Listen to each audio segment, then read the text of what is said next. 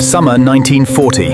High above the English Channel, a British Spitfire locks onto a German Messerschmitt 109.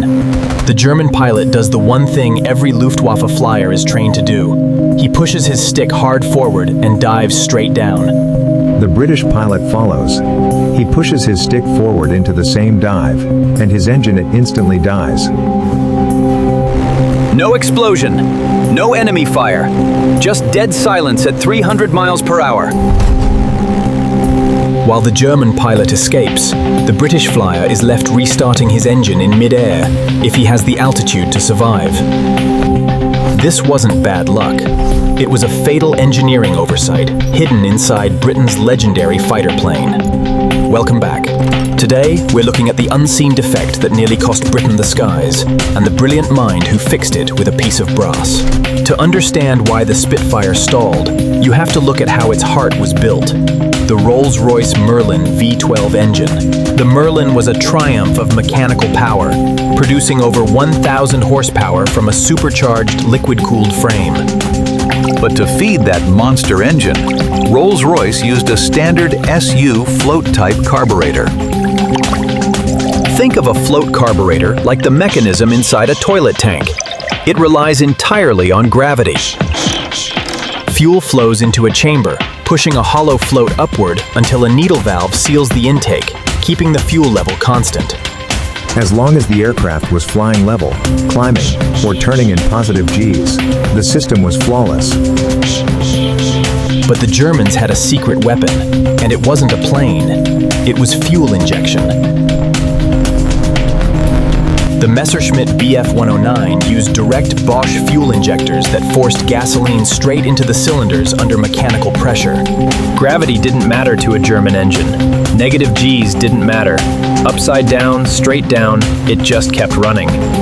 German pilots quickly figured out that when a Spitfire got on their tail, all they had to do was push the stick forward into a negative G dive. When the Spitfire pilot pushed his stick forward to chase them, gravity flipped upside down inside his engine. Two catastrophic things happened at the exact same instant.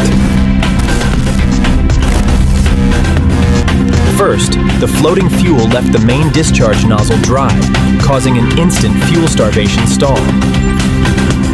Second, as the float sank toward the top of the chamber, it opened the needle valve wide, flooding the engine with liquid gasoline.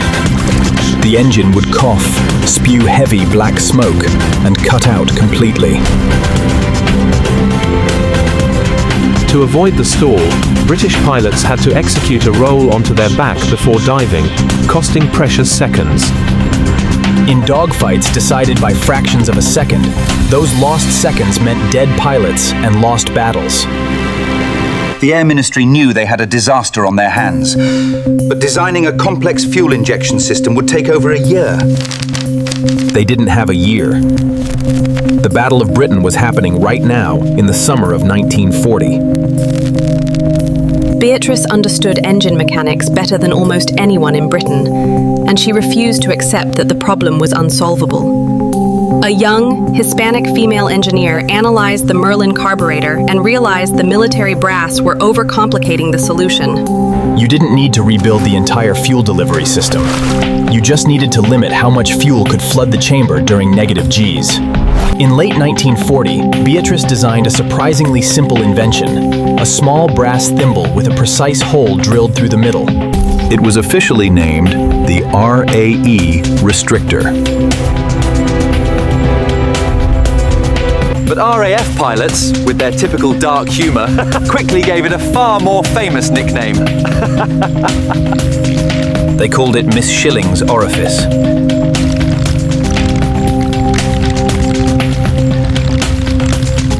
Here's how her brilliant hack worked. The restrictor was inserted directly into the carburetor's fuel feed line. It acted as a flow restrictor. The hole was calibrated to allow just enough fuel for maximum engine power, and not a drop more. When the pilot pushed forward into a negative G dive and gravity flipped the fuel, the restrictor prevented the surge. The engine still suffered brief fuel starvation if held upside down for long periods, but it completely prevented engine drowning. The Merlin V12 could now dive immediately without cutting out. The beauty of Beatrice's invention wasn't just that it worked, it was how fast it could be deployed.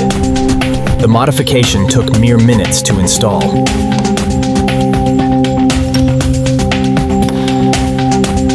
By early 1941, almost every frontline Spitfire and Hurricane in Fighter Command was equipped with Miss Shilling's Orifice. German pilots diving away from combat suddenly found Spitfires sticking right on their tailpipes.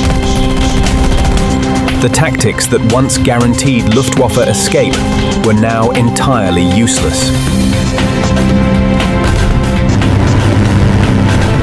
Beatrice Shilling's simple washer bought Britain the critical time it needed. It kept RAF fighters operational until Rolls-Royce finally developed the pressure carburetor in 1943. History remembers the Spitfire for its sleek, elliptical wings and its iconic Merlin roar. But engineering triumph isn't always about grand technological leaps. Sometimes, it's about recognizing that a multi-million-dollar war machine is only as good as its smallest bottleneck. But her greatest contribution remains that small brass ring that kept Britain's greatest fighter in the sky when it mattered most. So the next time you see a Spitfire banking through the clouds, remember the female engineer on the motorcycle. If you love deep dives into forgotten engineering history and aviation secrets, hit that like button right now. Drop a comment below. What's your favorite WW2 engineering hack?